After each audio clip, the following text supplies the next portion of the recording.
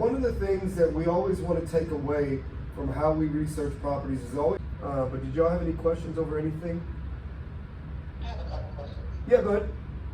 So I know we're going to do our own due diligence, but is the judge value, is that like the ARV? Your judge value is what the county is saying that the property is valued at. So it's the county's value. It's on a judge value of $71,500.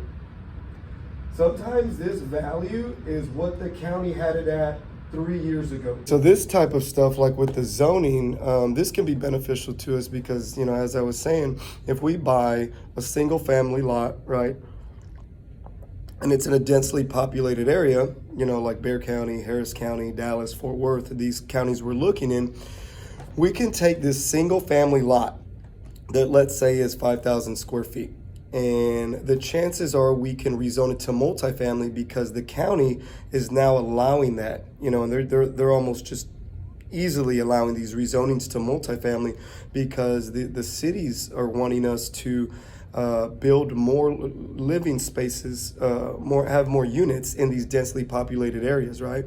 Because there's so many people moving to these counties, to these cities, that now they're saying, okay, before in this area, especially city centers, right? If we're looking at Fort Worth City Center, Dallas City Center, Houston, San Antonio, whatever, and looking into the surrounding zip codes of city center, they're allowing us to now easily rezone what used to be just single family now to multifamily, to where we can put a duplex or a quadplex on there and have more units on something that just used to be for a single family because everybody's moving here. We need more places to live. So if we take something that's single family, we buy it as single family, we then go through the process of rezoning in multifamily.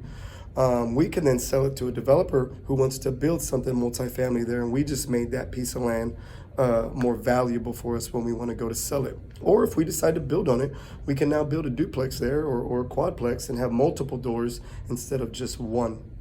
So rezoning can definitely benefit us. Or like I was talking about yesterday, if you take something that is single family or multifamily or whatever, it's zoned for residential right now, but it's in maybe a street that has become a main drag or a bigger street that they're expanding, and now there's businesses popping up around us. Heck, we can go look to rezone that commercial now, and we can either open up a business there, put our business there if we want to, maybe put some signage there, have it as a great place for us to market our own businesses for ourselves, right? Because most of us are small business owners. Or we can develop something there based off of what's there, and then we can lease it out to someone, right? So I can rezone it, and then I can build a structure there, and then I can lease it to someone, right? And I can game plan it that way. Or I can just rezone it and just sell the land, right? I've made it more valuable by rezoning.